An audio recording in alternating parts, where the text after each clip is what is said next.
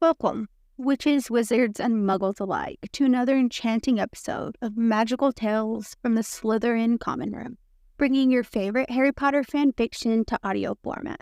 So sit back, relax, and Accio headphones and let the magic begin. Welcome back. We're on Chapter 14 of Greenlight by SereneMusafir. So let's get started. Chapter 14. I'll look for you, and you'll be there, and that is how I will know my dreams have come true. Sophia Al-Jabbar, 1915. Are you sure you can't come? Hermione pulls the shawl closer around her shoulders and shivers against the wind. I wish I could, but I really am sick, Amina. I'll probably just head upstairs to sleep. Amina gives Hermione a sad smile and opens the door to the car to slip inside. I left some leftovers from lunch since you're missing out. There's hot tea for you in the kitchen. Let me know if you need anything. Please don't worry about me. I want you to have fun. I'll be okay alone. Amina frowns. You're not alone. You have Draco. It doesn't click right away. She's more aware of the sounds of the cars revving around her than what Amina's just said. What? Hermione breathes. Amina, wait, what? Feel better, Amina calls out of her window as the cars one by one reverse out. We'll be home late. Hermione reflexively takes a step forward in the last-minute attempt to flee with them. But the cars flash away into the darkness. Slowly, she turns around and faces the cottage. There's nothing theoretically wrong with being alone with Malfoy in a house. She's been alone with him before, but being in an entirely empty house with him feels fundamental and vast. Inside, sounds are coming out of the kitchen and she pauses in the hallway right across from the stairs. There's a split second where she waits in the shadows and convinces herself that she doesn't need tea and sleep really is the best option for her. But there's a frustrated side. She finds herself edging towards the kitchen to see what he's doing. She had a plan for tonight that distinctly did not involve Malfoy, but she also refuses to be cowered into her room just because Malfoy's intruded on her plan. Or at least, that's what she tells herself. He's rummaging through the cupboard, opening the ones above the sink and letting them slam shut when he moves on. He doesn't hear her come up, and she hesitates in the entrance. She clutches onto the shawl for support and is about to say something to let him know she's there when she sneezes instead. There's a sudden crash as Malfoy drops a glass that shatters in the sink. Fuck, he mutters. White knuckles grip the sink. Oh God, sorry, Hermione rushes to the sink. Are you okay? She almost grabs his hands to check for injuries, but Malfoy steps away immediately. She doesn't see any blood, so she turns to the sink instead. I was going to let you know I was there. She mumbles a reparo, feeling Malfoy's eyes on her, and sets the fixed glass into the sink. He goes right back to scavenging through the cupboards when she faces him. Were you looking for something? 10 points to Gryffindor. Hermione studies him. He's decidedly in a worse mood from when she last saw him. His entire body coils with tension or apprehension as she remains in the kitchen. He must know she's not leaving because he turns to the other side of the kitchen to go through the cupboards there, as if to avoid her looking at him. She's really not hungry, but for some reason she can't seem to leave. She thinks that maybe it's the oddity of seeing him disoriented in the kitchen, completely unaware and useless like a blind hippogriff. And she can convince herself that she just wants to see him unravel more. But she also can't ignore the seed of rapport she feels.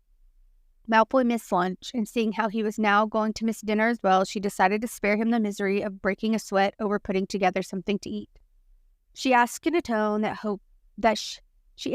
tone she hopes sounds casual. I was going to heat dinner for myself. Would you like some? Whatever you want, Granger. Hermione turns to the counter, feeling purposeful. She finds the covered dishes and peeks inside to see some lentil soup. She lights a small fire on the stovetop to start the reheating, carefully adjusting the heat of the burners. She goes for a ladle when Malfoy comes from behind, his arm reaching out toward the same cupboard as her. She holds her breath as the front of his body brushes against her back. Goosebumps scatter across the nape of her neck, and she freezes, her hand still stretched out. He seems to pause as well, letting her go first, so she reaches into the cupboard and takes out the ladle. There's a significant enough room for him to go around her, but he remains exactly behind her, warming her back. She angles her head down toward him so she can watch him move around. His height allows him to reach over her head without touching her directly, and she holds her breath as she straightens and takes out what looks like a jar of sugar. The whole ordeal lasts less than a minute, but the entanglement of his body around her seems to drag on forever, the trace of his body still a shadow on her when he moves to stand beside her. She clears her throat and edges close to the stove to stir the soup, and prepare the bowls. It's supposed to rain again tonight. Amina said it shouldn't be as bad as last night, so I hope it doesn't ruin their night. But we're leaving tomorrow night now because of it, which I mean, you already know, because Amina told both of us. Her words trail off as Malfoy starts to pour the mint tea. She really shouldn't, but her mouth still opens and the words come out anyway. Amina said you have to stir once clockwise and then twice. It's just fucking tea, Granger, he snaps impatiently. Hot water and leaves. There's no specific way to do it. Right, but she stops talking suddenly as she watches, in complete horror, Malfoy put in 3 heaping spoons of sugar into the tea. When he goes for a fourth, she can't help the gasp that escapes her. The spoon clatters beside the tea. What now? It's just, how are your teeth, Malfoy? He looks at her as though it's her hair that's talking to him. I've just noticed that you take a lot of sugar, she explains, gesturing towards the sugar jar as he's determined to inhale. Do you have a dentist or retainer or a what? Well, a dentist is someone who can look at your teeth. My mom and dad are dentists, so you can imagine the sugar restrictions in our home. Actually, we had sugar and sweets at home, but it was most definitely not fun when I had to hear the lectures on dental hygiene. Enough so that over time, I stopped liking sweets in general, and then Dad would watch me every night until I was 9 years old to make sure I brushed my teeth properly whenever I had sweets before bed. I really think you should look into it because, Malfoy, the obscene amount of sugar you consume. No one's going around looking into my mouth, Granger. Malfoy cuts her off when it seems that she might not be able to herself. He swirls the spoon in the tea, the metal clanking against the glass. We have other things, like magic. You should look into it. I've heard it could be very beneficial for our survival. Evolutionary, even.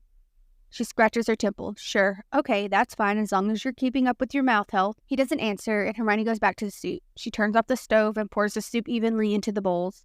She gets a sudden thought that maybe when Malfoy said, whatever you want, he meant he didn't want dinner, and if she wanted some, she could. She panics for a moment, wondering how to finish 2 bowls of soup that she had no intention of eating in the first place. But then he reaches over, awkwardly over her shoulder and carefully around her arm so as not to touch her again, and takes one of the bowls. He turns around, swipes the tea off the counter, and leaves before she can say anything.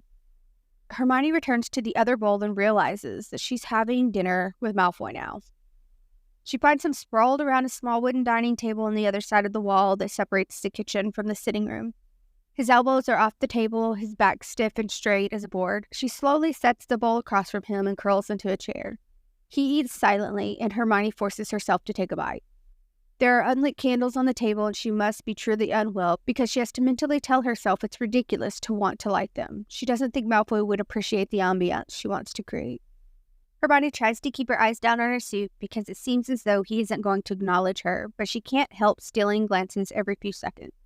She wouldn't even know he was there by the complete lack of sound he's making, which, when she thinks about it, is humanly impossible when one is eating if she didn't watch him dip the spoon into the soup and bring it to his lips.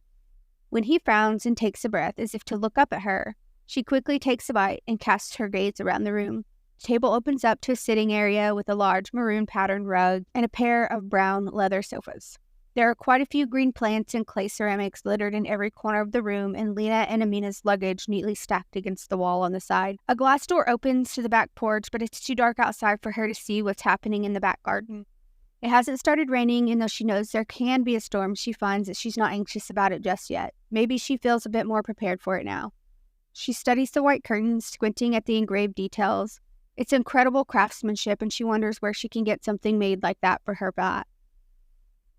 It's truly unbearable for her to sit in this room with him like this, and she really can't eat anymore, so she sits back in her chair and bites her lip nervously. Her fingers tap against her thigh. She adjusts the spoon lying beside her bowl and shifts in her seat. Somewhere in the house, a clock ticks, and she feels the doomed sound in her heart as though it's counting down every second of her remaining life. When she can't take it anymore, she quickly looks over at Malfoy and jolts when she finds him already staring at her. His arms are crossed against his chest, and he's leaning back against his chair, looking relaxed and composed like a caged panther that is about to attack.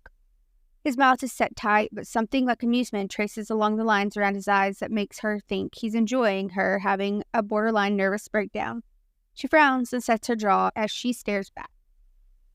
They haven't played this game in a long time, and she's a little rusty, but she meets his eyes steadily despite the fluttering in her chest. He seems to have gotten some of his calm composure back now that he's eaten, and she makes a mental note to tell him later that for all the virility he points out in her, he can be very childish and dramatic sometimes. For now, she tries not to look away and feigns boredom as his forefinger trails along the rim of his now empty glass. He just stares, and she swallows against the growing tightness in her throat, and 5 minutes of this passes until she pushes her chair back. It screeches obnoxiously, and she stands up, clutching the table. Malfoy's brows raise in anticipation, and somehow he relaxes even more, as if waiting for the next installment she's planned for this evening. Right, she clears her throat and presses her palm against the crease in the tablecloth. I need something to drink. There's a flash of surprise across its face, but she's already waving her wand around the room. As suspected, Tony's stash of fire whiskey whips out from somewhere in the house. She waves 2 glasses from the kitchen. Hermione fills them one by one and sets them down on the table with a secure thud. And then she looks at Malfoy. Let's talk. Malfoy blinks slowly. Talk? Yes, it's what friends do. We're not friends. Fine, she says through gritted teeth. We'll pretend that we're friends. Pretend. Are you going to repeat everything that I say? You're sick. Maybe you should just go to sleep. I'm sick, Malfoy, not incapacitated. His mouth twitches and he gestures with his hand for her to go on. She's winging it as it comes out, but she nods to convince herself that this is happening. And then she goes over and gives him the other drink. He stares at it with mild distaste and doesn't make a move to touch it. We'll just pretend that we're different people, she explains. Well, it's more like I'm still me and you're still you, but without all the noise from before. And we'll talk, like normal people talk during dinner. And why do you need a drink to talk to me? Should I oculate then? He narrows his eyes at the jab. I don't talk. I'm sure with practice you'll be able to get the hang of it, she shoots back, echoing his own words. Or would you rather we just sit in silence? I'd rather leave. She looks at him pointedly, half expecting him to get up and walk away. If she's being honest, she isn't sure why he hasn't already left, or why he stayed at all. He returns her gaze, his face stubborn. But then, to her surprise, he sighs begrudgingly and runs a hand through his hair. Fine.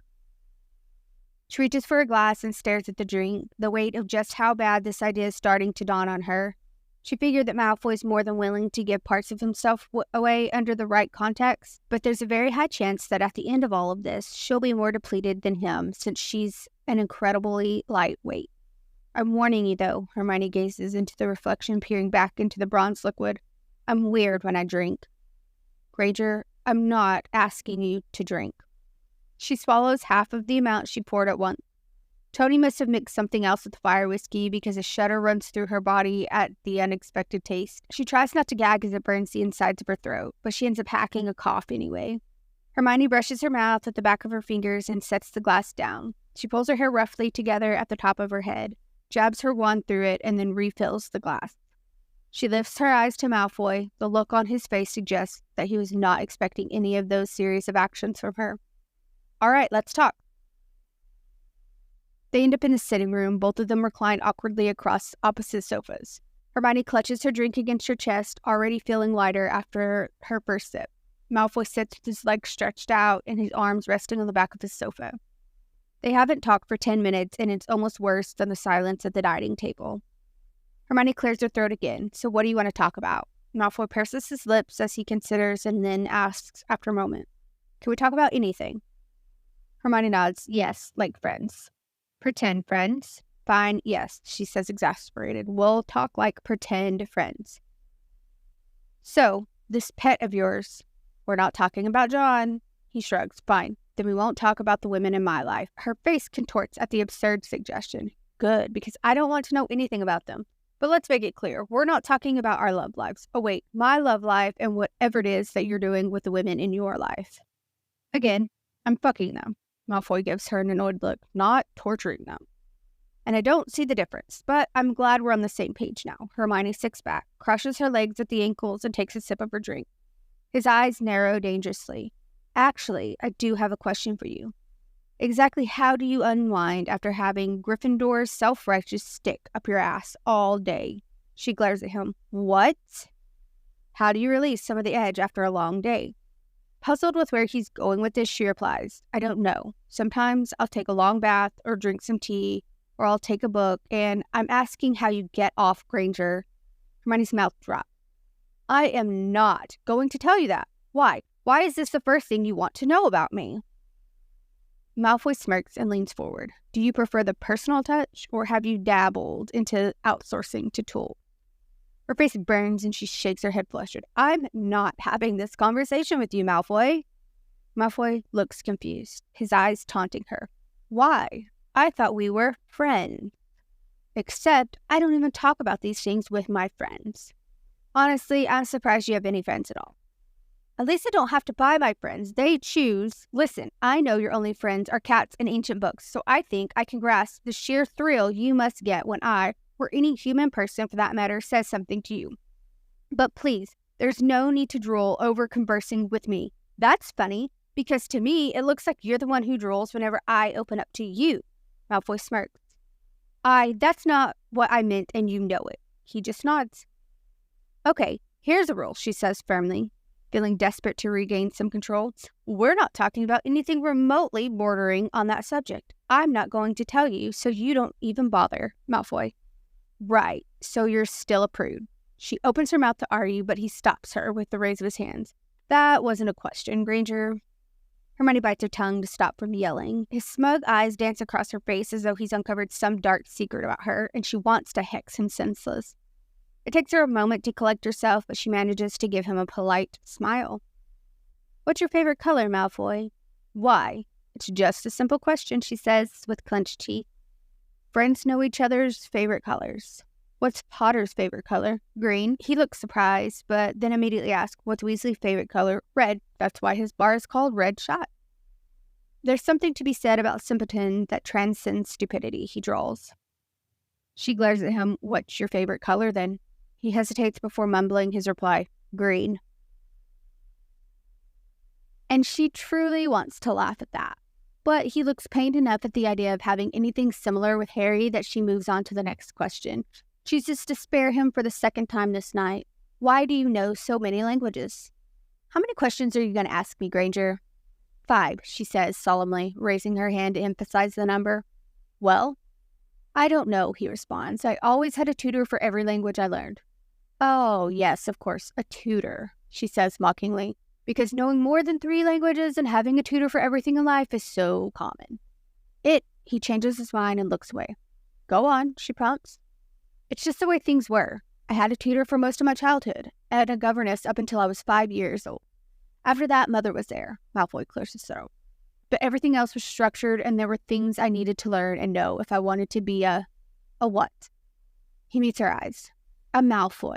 If I wanted to be a Malfoy, I needed to know things every Malfoy before me had to learn to survive. Survive what? The world, the way things were in society. I don't know, and it didn't matter what I had to prepare for. I needed to know how to use the money to make more money because I was going to inherit it all one day. Father wanted me to know Quidditch because once during a dinner, someone boasted about how his son was being scouted early for teams. He got me a coach in the fastest brooms in the world, and it was by the luck that I liked Quidditch. Otherwise, I would have had to suffer through all the Quidditch lessons I did with everything else. I remember being 9 years old and learning how to hold a glass according to the type of drink in it, and how to carry a conversation with people twice my age. All of that meant having a tutor and learning the different languages. His brows crease and he twirls the drink in his hand. Hermione's so entranced with what he's saying that she holds her breath and commands her fuzzy brain to pay attention. She's worried. Any sound from her might break his train of thought and she'll lose everything that he's about to say. But there were other lessons too. She shivers at the way his voice becomes heavy when he says the words. He sets his jaw. For an hour every week, Father would teach me other things that tutors could never consciously do themselves. Sometimes Mother would want to sit in and see, but he'd forbid her from interrupting, saying that if I wanted to be a man in the new world that was coming, I had to learn how to be one. He hesitates and the room is oddly quiet when he stops talking. Hermione wants to reach over and do something, but she's stuck where she sits.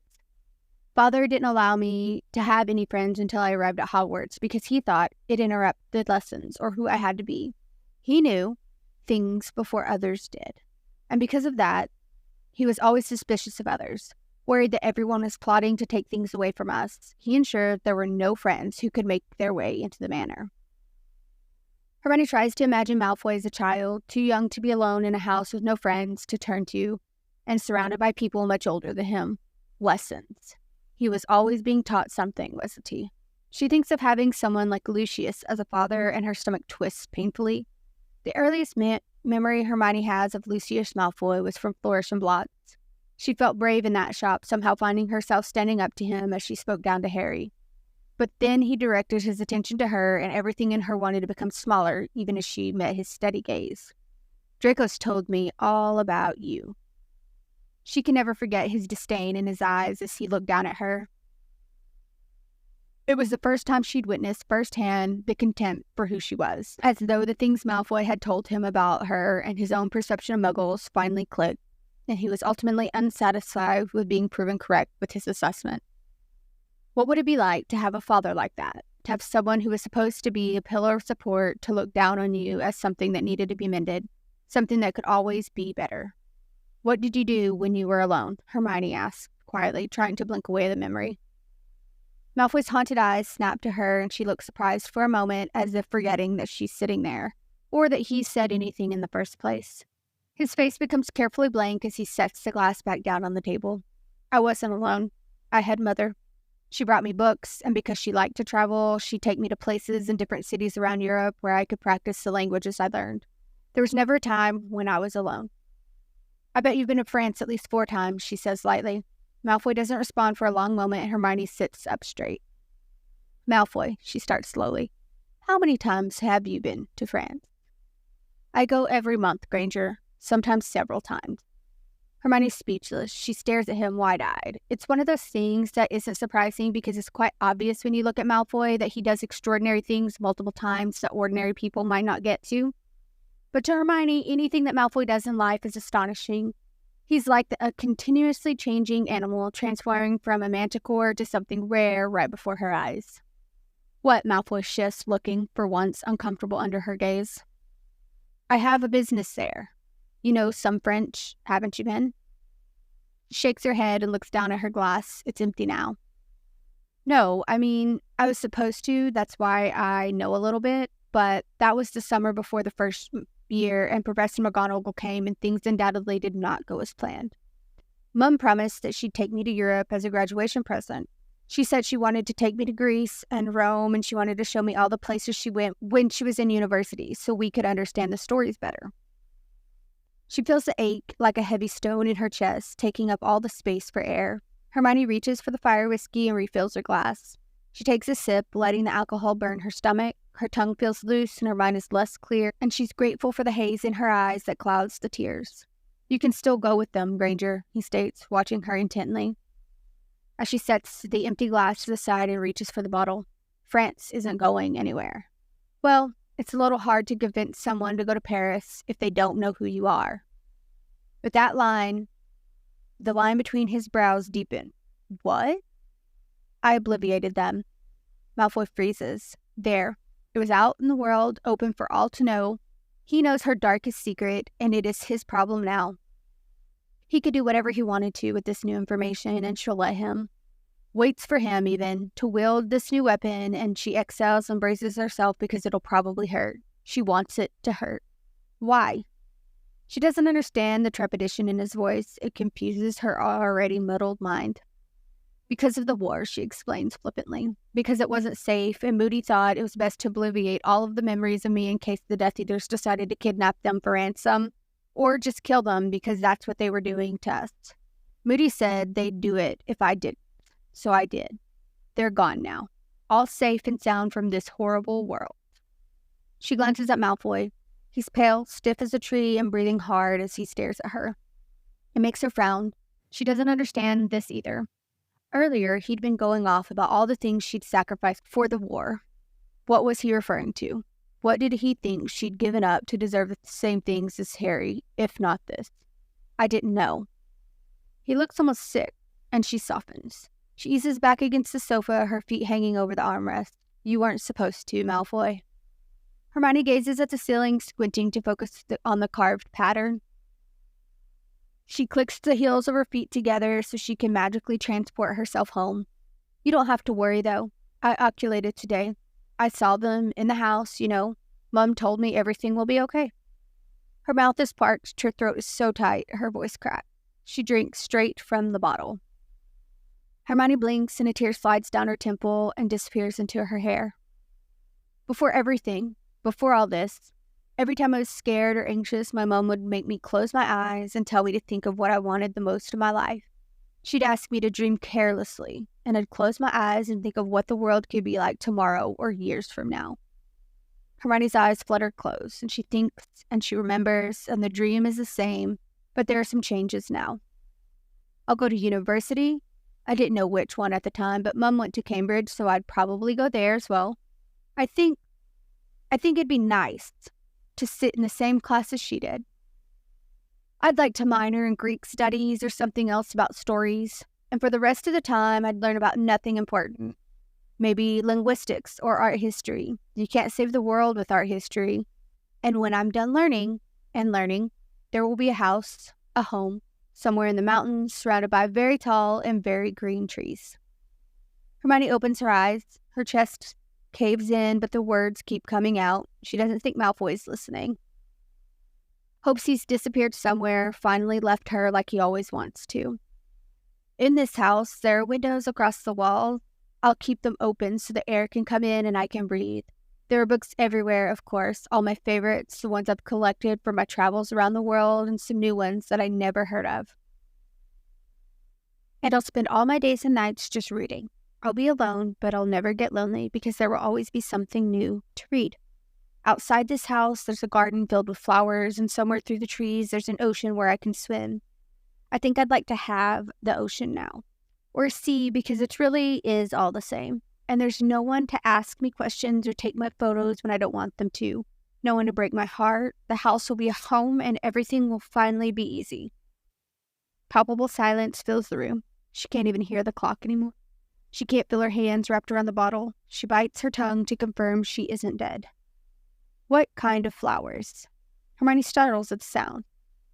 The gravel in Malfoy's voice clashes through the stillness of the room. She glances over at him. His face is vacant, and she watches him closely, looking for hints of an insult, before answering. White daffodils. They were my mum's favorite. Why is it a dream? He asks mildly. She rolls her eyes and says as though it's so obvious. It'll never happen, Malfoy. I can't just leave everything and go to university. Or what? I fake my death and go live in the mountains, like someone who doesn't need to do things to live. I have a job and friends and people that need me. She excels at the reality of her own words and brings the bottles to her lips. No, they'll never leave me alone. She's not sorry that she said all that out loud for Malfoy to hear. It's just a dream. She already knows it won't come true, and so there's nothing left for him to hurt her with. She pauses before drinking and grunts loudly as she pulls herself into a sitting position. Her body is positively tangled amongst the cushions, and she struggles for a good minute before she can remove her legs from the armrest. What's your dream, Malfoy?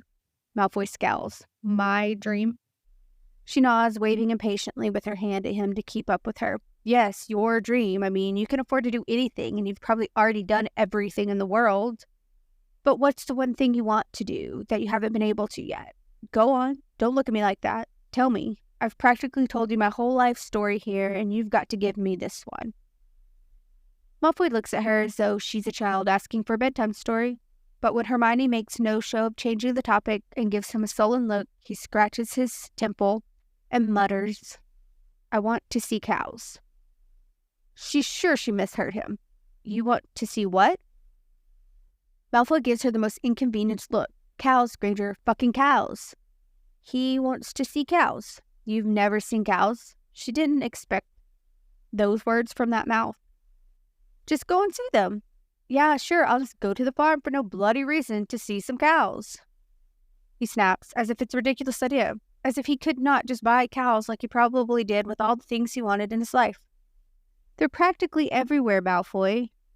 He gives her a hostile glare. She truly cannot comprehend it, despite not being able to remember the last time she saw cows herself. But then the thought of Malfoy standing in front of a large cow at a farm conjures in her mind, and it really is the most bizarre image that she can't help the laugh that bubbles into her chest. And then suddenly she's laughing outright, a hysterical laugh that seems to get louder and louder and scattered with hiccups whenever she looks over at him. Malfoy looks stricken as she doubles over. She clutches her chest and clamps the palm against her mouth to stop because she doesn't want to make fun of his dream. It's a dream. All of them are precious. But suddenly, thinking of Malfoy on a tractor, chewing on a piece of straw, and she's laughing once more. Okay, Malfoy says at last, when she gives no way of shutting up. He gets up and comes over to where she sits. I think it's time for you to go to bed. That dampens the laughter immediately. But we were just talking, Malfoy, comes out as a moan. He looks at the bottle in her hand with disgust and pulls it easily out of her hand. How much of this did you drink? Honestly, her mind draws a blank, but her face feigns deep contemplation. I think in total, maybe 2 glasses and half the bottle. Fucking hell, he mutters. How much did you drink? I didn't. Oh, Hermione frowns. Well, that didn't go as planned. Malfoy looks amused. Were you trying to get me drunk? I was trying to get you to talk to me. I'll talk to you tomorrow, Granger. You need to sleep now. He gestures at her to get up, and she heaves a sigh before standing. The room slants to the left, but a hand on her arm straightens her before she topples over. The hand is gone when she looks up at Malfoy, craning her head back to get a solid view. The silver in his eyes pierces harshly, so she flinches from the brightness and looks up at his hair instead. It falls gently across his forehead, curling near his ears, looking perfect as usual. You have nice hair, she says gravely. She blinks several times to focus. Really nice and shiny. And because she is definitely drunk now, she raises 2 heavy hands near his head. They hover there, unsure. Malfoy gives her a strange look, waiting for her to get on with it. But she manages to finally string words together and say, May I? He looks like he might decline, but he inhales sharply and inclines his head lower to meet her hands. His hair is as soft as it looks. It feels like silk feathers in endless riches, and she never wants to stop touching him. She could spend the rest of her life running her fingers through his hair, she thinks, and that would be easy too. He's rigid at first, but as she watches the muscles in his shoulders, his back slowly lose some of the tension the longer her hands are in his hair. She's gentle with how she runs her hands, starting from his forehead and going to the top of his head. She concentrates hard and is meticulous with her method. It's like petting a cat or a cow. But then she gets adventurous, and her fingers go deeper and rake through the roots of his hair, and her nails grace his scalp, and she thinks maybe Malfoy shudders. It's a fascinating reaction, and she wants to do it again. She brushes the fringe out of his eyes with one hand, holding it to the side of his head with her palm, and studiously touches the little strands near his right ear with her other hand. What kind of shampoo do you use, Malfoy? His head's dipped low to accommodate her, so when he speaks, his voice is deep and far away. I don't know. I got it from Polly. Her hand halts at the name, making Malfoy glance at her through his blonde lashes. Who? His lips quirk up. Careful, Granger. You've got your jealous eyes again. She tries to give him one of her withering glares, but it's weak. I'm not jealous. Poor Poppy. It's Polly. The name leaves a bad taste in Hermione's mouth. Whatever. Malfoy smirks knowingly. You are weird when you're drunk. She tugs his hair in retribution, tilting his head up. Malfoy's eyes widen at the movement, snapping to meet hers, captivated by the control she had. Hermione tugs at his head again, this time to the side. Malfoy silently watches her as he lets her. She bites her lips to consider this new revelation, and his gaze snags at the movement. Everything about her right now is slow, but her pulse quickens in a messy way, and she feels dazed. Hermione drops her hands, his head chases them for a mere second before he catches himself and jerks back.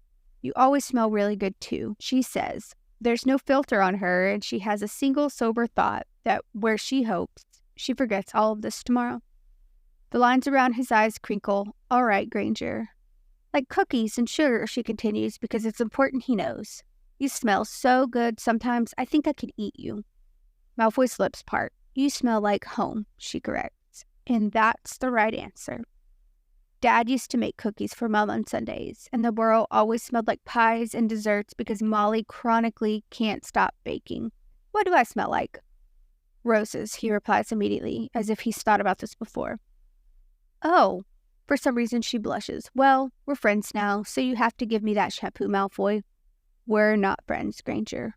Her heart drops. Oh. Malfoy leans closer, eyes fixed on her, and he whispers as if he's about to tell her a secret, and she finds herself leaning in as well, wanting to be in on it. If we were to be anything, Granger, it wouldn't be friends. Oh, she whispers back. If she was less drunk, maybe she could figure out the meaning behind the words. Maybe she could say something other than a stupid oh. But right now, she doesn't know what else to say, so she turns around and fumbles clumsily on her way to the stairs. Something heavy drapes around her shoulders as she looks down to find her shawl. She glances at Malfoy, who silently takes a step back, his right hand pressed against his chest. It's a gesture that makes her feel like there's something she needs to say, something she needs to know. Hermione takes many breaks as she climbs the stairs, stopping to sit on the steps and sulk. Malfoy doesn't do anything to make the process easy. He remains far away down the stairs, unmoving. It isn't until several embarrassing long minutes later that she finally makes it up the creaking stairs and remembers. Hermione turns round, eyes falling on Malfoy, who's still standing at the bottom of the stairs, hands tucked into the pocket of his dark pants. Did I win, Malfoy? There's a long, pensive moment where all he does is watch her. But then he nods, eyes tight, and replies as though there could be no other answer. Yes, Granger, you win. Upstairs, a woman with cupped hands of water. Downstairs, a man waiting by the stairs. His eyes linger on the shadows cast beneath the door until the switch of the light, and then they fall to his hands as if to look for the evidence of the evening there, before lifting to a now empty sitting room. He'll clean up soon, but for now he just stands and looks and looks. In the room, little traces of what has gone by remain. Half-empty glasses, finished bowls of soup, pushed-back chairs. Somewhere in the house, the ticking of a clock. And out the window, and through the darkness of the night, the beginning of rainfall. All right, that's the end of chapter 14. So, yeah, this was a cute one. I'm excited to keep going.